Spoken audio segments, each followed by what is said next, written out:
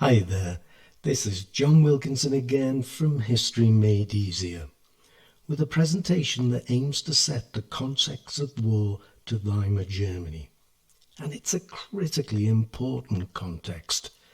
I don't know how you can understand the chaos Germany was in without a good awareness of this context. There's more detail in my ebook on Weimar Germany, but this presentation will at least give you a solid start. So, on this slide, I simply share with you 4 factors you should consider before you go on to study the German Revolution. The experience of German soldiers, the experience of civilians, the state of the German economy in the immediate aftermath of war, and the way in which the armistice was imposed on Germany. Germans went into the war in much the same way as young men in all the belligerent countries, in high spirits. They believed Germany was in the right and its honour had to be defended. The experience, however, was to be horrific.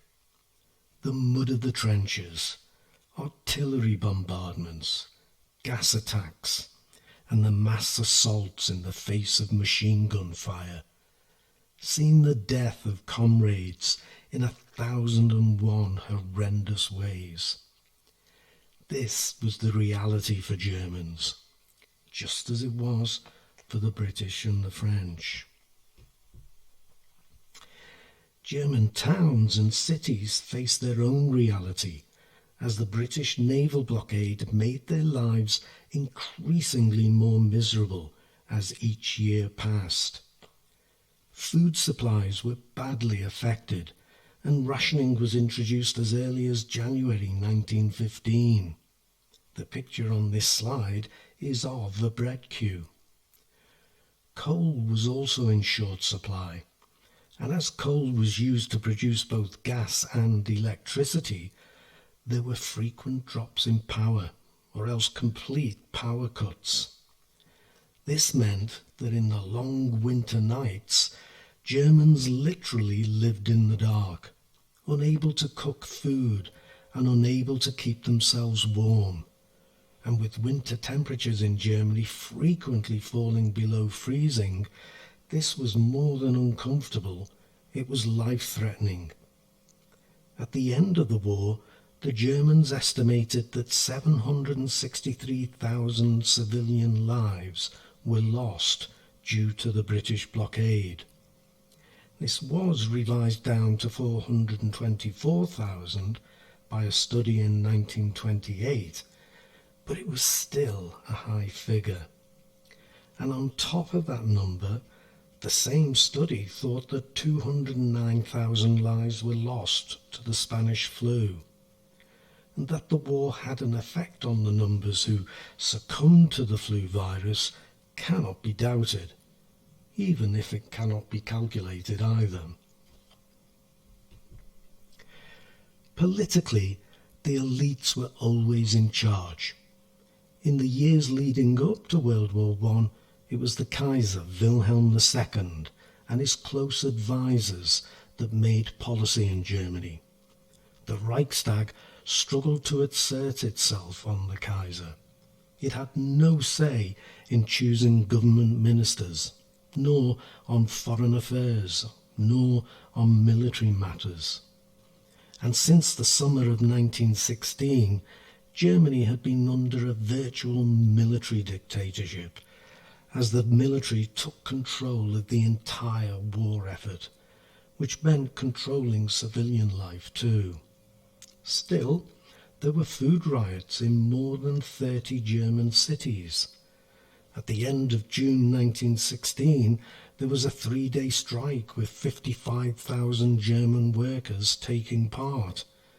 And in January 1918, 400,000 workers went on strike in Berlin, demanding peace. Within 48 hours, the strikes had spread to 6 other major cities. The German government responded swiftly and firmly, however. martial law was declared in Berlin and in Hamburg, and striking workers were drafted into the army. Punishment with a large dose of irony there. But what was the state of Germany in 1918? People were suffering. Around 300,000 civilians died in 1918 of either starvation or hypothermia. This is in addition to the victims of the flu pandemic. Industrial production was down by about a third of pre-war levels, and national income was down by about 2/3, and so jobs for the returning soldiers would be hard to find. On top of that, nearly 2 million German soldiers had died, and many more than that number had been badly wounded. This meant more than 2 million workers, consumers, and taxpayers had been lost to the German economy. It also meant that there were some 600,000 war widows, half of whom were under the age of 30 and not likely to marry again. And some 2 million children had been left fatherless. There were also more than 2.5 million disabled soldiers.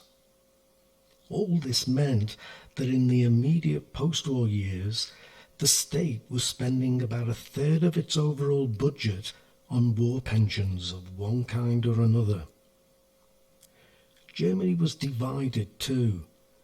German workers looked at the hardships that they had faced during the war, whether as soldiers at the front or as civilians in the workplace. And yet huge profits had been made by factory owners producing armaments. Now, when the Ludendorff offensive on the Western Front in 1918 failed, Germany's last gamble to win the war failed with it.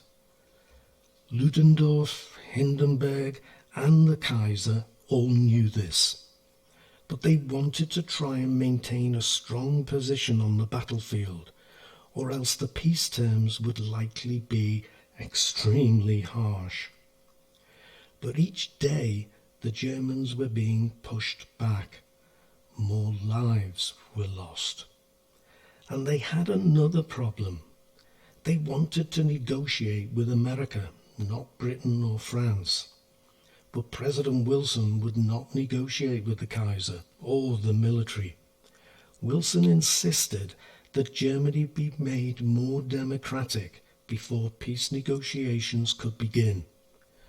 So in order to hopefully secure better peace terms, in the beginning of October, the Kaiser was persuaded, largely by Ludendorff, to appoint Prince Maximilian of Baden, the Kaiser's cousin, as his new chancellor.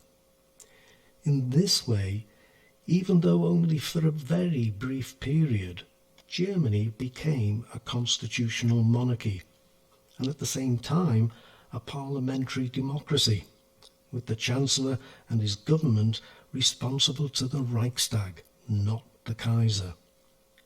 And it was Prince Max who opened negotiations with President Wilson to bring about an armistice on the basis of Wilson's 14 points.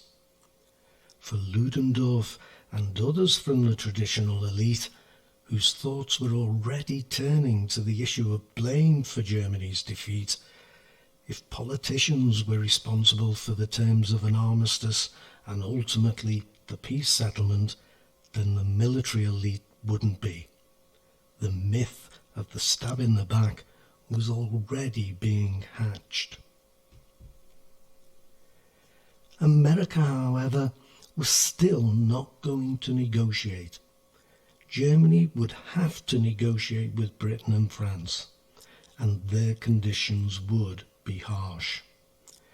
And as the negotiations took place, the Entente forces and the Americans continued their advance along the Western Front, just as the British Navy continued to blockade Germany, continuing to starve its citizens in the process. The Germans had to sign the armistice. To not do so would have meant crushing defeat and an even greater loss of life. But the politicians that accepted the terms, with the German elite, particularly the army, having washed their hands of the responsibility, were to be blamed and labelled the November criminals who had stabbed the army and Germany in the back. They and Germany were to pay a high price for this deception. So, as always, I do thank you for listening. If you feel you want that extra detail I talked about at the beginning of this presentation, I would say that you can now get a compilation of my ebooks on the German depth study on Amazon at a bargain price. At least I think it's a bargain, even if I can't remember what the price is. Whatever. That's me finished for this presentation. Cheers.